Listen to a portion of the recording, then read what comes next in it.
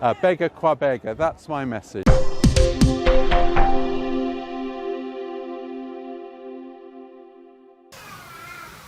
Leo ni siku ya furaha na ibada ya heshima tunaposhuhudia watumishi wa Mungu wakitengwa na kuwekwa wakfu kwa kazi ya ukanon katika dayosisi yenu hii ya Tarime. Makanon kazi yao kubwa ni washauri wa askofu kwa mambo ya ibada na ya maadili kwa ujumla. Washauri hawa wanatakiwa kuwa ni watu walioitwa kweli, ni watu wanyenyekevu katika huduma yao, ili waweze kumsaidia askofu kuliongoza vema kanisa na diocese. Washauri hawa makano na watakiwi kuwa watu wa papara nyingi, watu wasiokuwa na kiasi, wasengenyaji na watu wanaoonea wengine. Kumshauri askofu sio kazi rahisi, ni kazi ngumu sana. Kama washauri wakiwa ni wabaya, basi askofu atalaumiwa kwa uongozi mbaya. Lakini wakati fulani sio kwa matakwa yake, wakati fulani ni washauri wanamshauri vibaya. Kuwekwa kwenu wakfu katika cheo hiki cha ukanon si kazi ya kibinadamu, bali ni wito wa Mungu mwenyewe kwenu. Mungu amewaita, sio binadamu aliyewaita, ni Mungu mwenyewe ndiye aliyewaita. Tunaposoma waraka wa Petro wa kwanza sura ya 5 mstari wa 1 mpaka wa 5, tunasikia sauti ya mtume Petro, mzee mwenzetu, shahidi wa mateso ya Kristo na aliyeagizwa na Bwana na kusema, je, Petro wanipenda? Akasema, Bwana wajua nakupenda, chunga kondoo wangu. Mara 3, alafu anamwambia Petro wanipenda, anasema, Bwana nakupenda, lisha kondoo wangu. Kwa hiyo Petro ni mwenzetu katika huduma. Petro alishuhudia mateso ya Bwana, na Petro ameagizwa na Bwana kuweza kuchunga na kulisha na kutunza kondoo wa Mungu. Na Petro anatuambia, na nyinyi wazee wenzangu mnaochunga kundi la Mungu, tafadhalini sana lisheni kondoo wa Mungu. Mafundisho yake yanatupatia mwanga wa kuhudumu vema katika daraja la ukanon na katika daraja la ujumla wa uchungaji. Leo tutajifunza kutoka kwa waraka huu jinsi huduma hii sio ya mtu binafsi, ni huduma ya kufanywa kwa pamoja. Ni huduma ambayo namna gani tunaweza kulichunga kundi la Mungu kwa unyenyekevu na kuweza kuhudumu kwa uaminifu na sio kwa uchoyo, tukijua kuwa tutapewa tuzo na mchungaji mkuu. Kwa ya kuwa hapa imeimba, tunasubiri pension, tunasubiri thawabu, na hiyo thawabu Mungu pekee ndiye atakayetupa baada ya kumaliza kazi. Na kwa kiasi gani sisi watumishi wa Mungu tunastahili kuonesha unyenyekevu. Huduma ambao mmeitiwa, ambao tuliitiwa, ni wito wa pamoja. Petro haongei kama mkuu anayeamrisha kutoka juu. Anasema mzee mwenzenu, anayesema mchungaji mwenzenu, anayesema mimi ni kanon mwenzenu, anayesema mimi ni mwinjilisti mwenzenu, anayesema mimi ni Mkristo mwenzenu. Petro ni mshirika mwenzetu katika huduma, ambaye ana uzoefu mwingi katika huduma hii.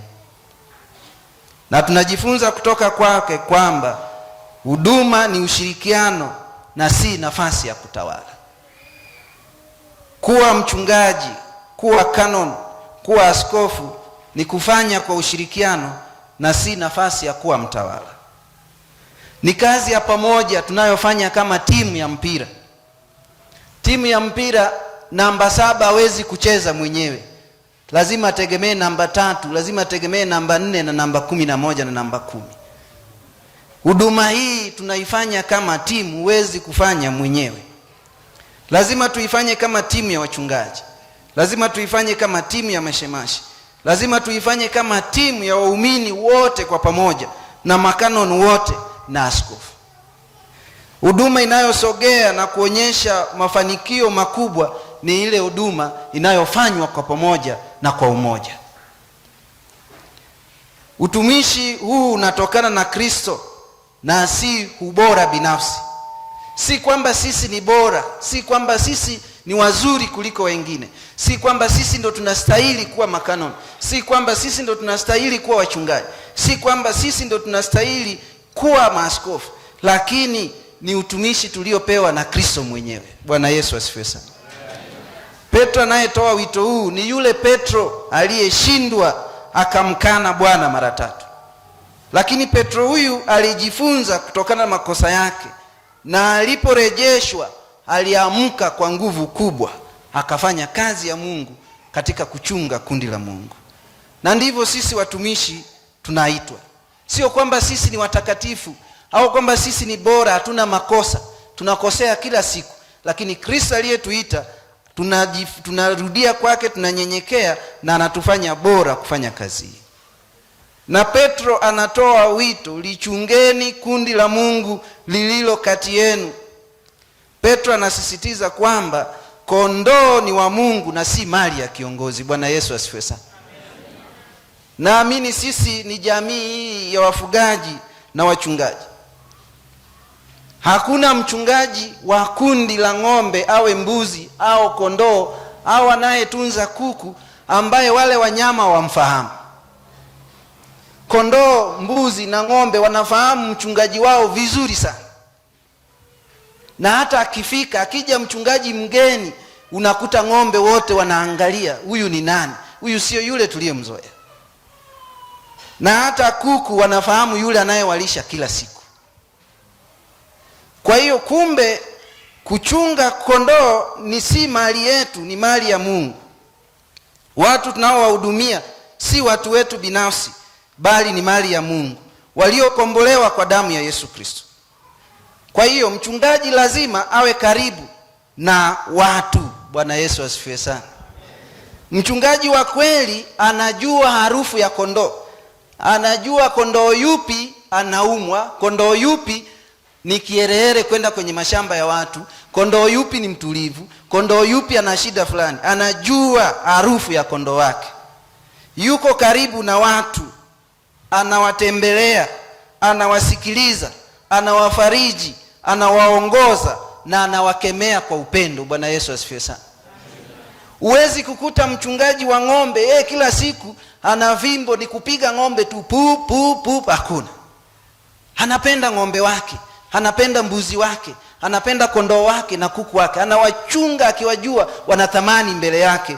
Na sisi wachungaji na makanon tumeitwa kuchunga kondoo wa Mungu, kuwatembelea, kuwasikiliza, kuwafariji, kuwaongoza na kuwakemea kwa upendo.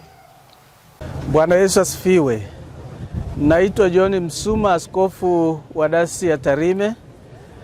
Leo tulikuwa na tukio maalum ambalo limefanyika kwa mara ya kwanza tangia dayosisi kuanza mwaka 2010.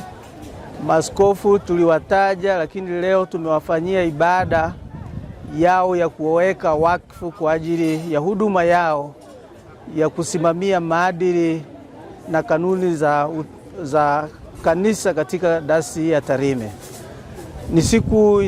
Imekuwa siku nzuri na siku ya baraka. Tumekuwa na wageni kutoka Uingereza, tumekuwa na wageni kutoka Uganda, hasa chuo chetu cha Kianglikana UCU, Uganda Christian University.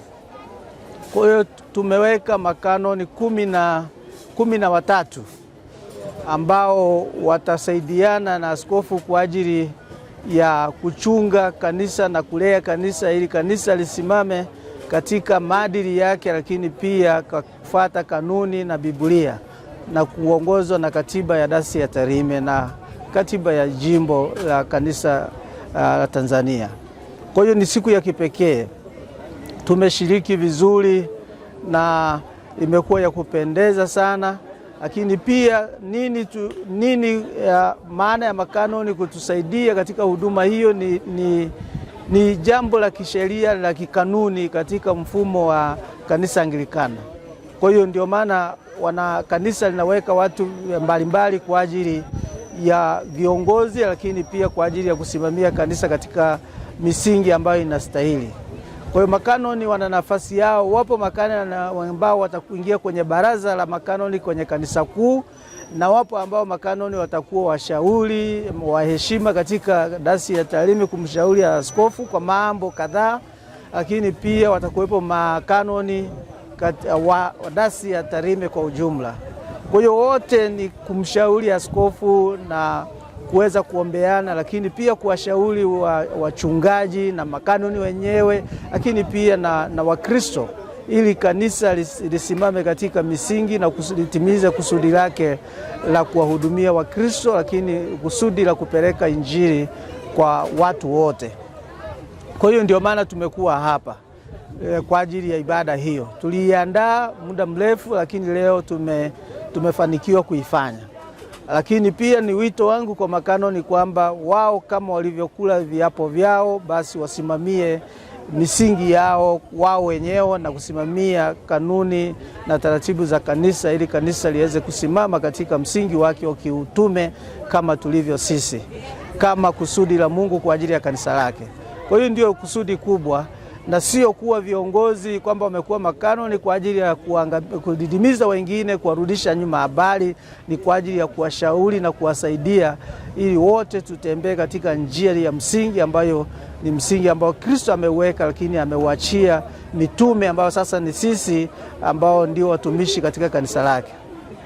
Kwa hiyo ni nafasi ya kipekee. Basi naamini kwamba tutashirikiana wote kama walivyoahidi, nami nitawapa ushirikiano mkubwa kwa ajili ya kanisa liweze kusimama katika misingi yake kwa kufuata katiba, lakini pia katiba ya dayosisi ya Tarime na katiba ya kanisa Anglikana Tanzania na ulimwengu kwa ujumla. Tunamshukuru Mungu kwa ajili ya ibada hii sana. Tunashukuru kwa Kristo wameshiriki kwa wingi, lakini pia wachungaji, lakini pia wainjilisti, lakini pia na Wakristo kutoka kanisa jirani wameshiriki kwenye ibada hii. Lakini pia tumekuwa na askofu jirani yetu ambao tunashirikiana, Askofu Moses Yamo Masala, ambaye amehubiri neno zuri kwa ajili ya utumishi. Sisi namna tutakiwa tufanye ili tuwe vielelezo, ili tulichunge kundi ambalo tumelikabidhiwa na Mungu. Kwa hiyo ametuelekeza vizuri na kila mmoja ametoka amebarikiwa. Lakini pia tumebarikiwa na uimbaji, tumebarikiwa na hata kwaya ya watoto Talanta Secondary School ambayo tumekuwa nao, lakini kwaya ya umaki na kwaya ya kanisa kuu. Kwa hiyo wote kwa pamoja tumefurahi, wote wametoka hapa na watatoka wana furaha, wana hamasa kwa ajili ya utumishi, tukaenda kutumika kama kutimiza wito wetu sisi tulio hai leo na sasa sisi tulio kama viongozi kwa wakati wa sasa. Hello, my name is Stephen Spencer. I work for the Anglican Communion Office in London, and it's been a great joy to me to come here today to be part of this service. I was the link officer with Mara and Wakefield and Leeds about 10 years ago when this diocese began. And it's been a joy for me today to come and see the Diocese of Tarime really grow and strengthen in its life as the people of God here. I knew Bishop John first time in 2012 when he was a priest here in the diocese. We got on well, we've stayed in touch. I was so pleased when he went to do his degree and completed his degree at UCU in Uganda, and it shows how the church can equip us for the future. So to young people I say, my message is one of give your life to Jesus, because he gives us a direction, he gives us a purpose, he gives us a way to live which can open so many doors in our own lives in the future. And Today we see young people being confirmed here in the church this morning. That was so encouraging. We also saw older clergy from this diocese being made canons, showing a respect and a respect for wisdom and for the elders of the church. And I feel very confident about the Diocese of Tarime, Bishop John's ministry, and what lies ahead. And I will take home the message that the church here is growing. We can learn so much together. As Anglicans, we're part of one family with many other Anglicans around the world. And young churches like here in Tarime can inspire the older churches to be renewed, to grow, to reach out with that energy that we see here.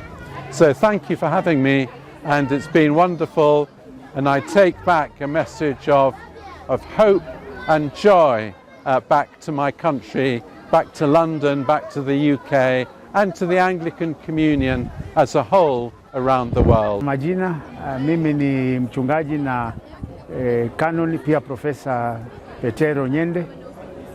Leo niko katika kanisa kuu la Mtakatifu Luka kwa Diocese ya Tarime kwa sababu ya kuwekwa wakfu kama canon. Na sherehe imeendelea vizuri, na kweli sasa mimi ni kanoni wa kanisa la Mtume Luka Diocese ya Tarime. Ningependa kusema ya kuwa wito huu sio wangu.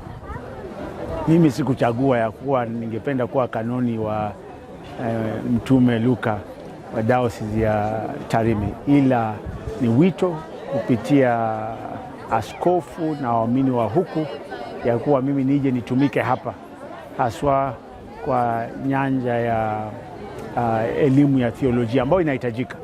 Maana wachungaji wanahitaji kuwa wameelimika, wana maarifa na wana ujuzi wa kazi. Mkiwa na wachungaji ambao hawajaelimika, hawana maarifa, basi hawezi chunga kondoo wa Mungu na kazi inazoroteka. Kwa hiyo ndio maana mimi ni canon na nimejitolea kusaidia, hata ingawaji mimi sio mkaaji wa hapa. Nafanya kazi pale Uganda Christian University.